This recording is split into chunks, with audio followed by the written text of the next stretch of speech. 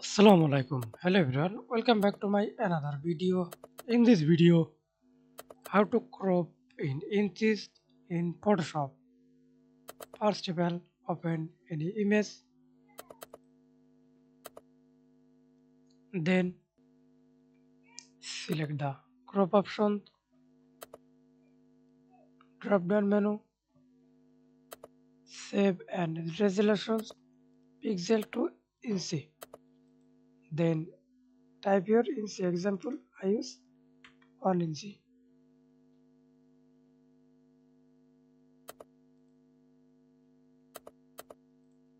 1.5 on. Now we can see this crop 1 inch, 1.5 into 1 inch. Thanks for watching video. Please subscribe to my channel, like, comment, share.